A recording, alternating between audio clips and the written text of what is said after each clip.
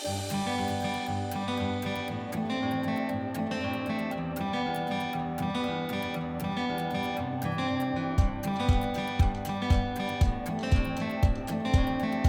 peth cyntaf, wrth gwrs, ydy bod addysg cyfrwng Cymraeg yn tyfu yn aruthrol o gyflym drwy Gymru, ac felly da ni angen chwilio amdan athrawon o'r calibr uchaf posibl mwyn sicrhau bod nhw yn llawn brwdfrydedd, llawn egni ar gyfer yn dysgwyr ni, ar gyfer plant a pobl ifanc yn yr ardal yma.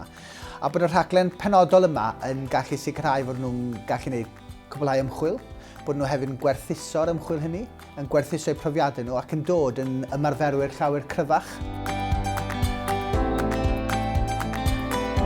Benderfynu mynd i weithio yn wersyll yr Urdd yn Glanllyn, Bynyn Bala, lle o'n i'n cael cyfle i weithio gyda plant bob dydd a gweld plant yn siarad Cymraeg ac yn mwynhau hunain yn y bywyd yn y byd awyr agored. Ac yn fanna nes i benderfynu bod ni eisiau defnyddio'r sgiliau ni wedi datblygu yn y stafell dosbarth wedyn, mwyn gweld plant, gweithio gyda plant, gweld plant yn llwyddo a gweld y datblygiad yna mewn plant.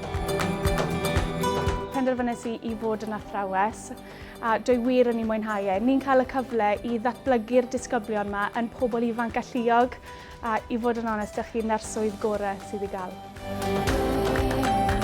Popeth fi wedi dysgu yn y dysgu, oedd e yn yr ysgol gyda'r mentor, gweld fel maen nhw'n dysgu. A dim jyst o fewn eich pwnc chi, ond mewn pynciau gwahanol, gweld fel mae athrawon gwahanol yn dysgu.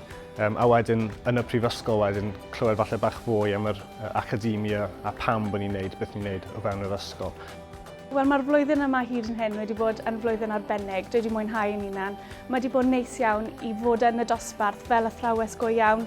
Oedd y flwyddyn tar yn arbennig hefyd, ond i cael y cyfrifoldeb na nawr i sefyll o flaen y dosbarth ac i fod yn athrawes go iawn. Mae'n teimlad arbennig.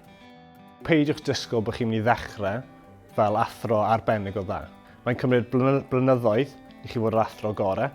Felly peidiwch meddwl bod chi'n mynd i fynd mewn, bod chi'n mynd i newid yr ysgol, bod chi'n mynd i fod yr athro gorffenedig o'r pwynt cyntaf. Mae'n cymryd amser.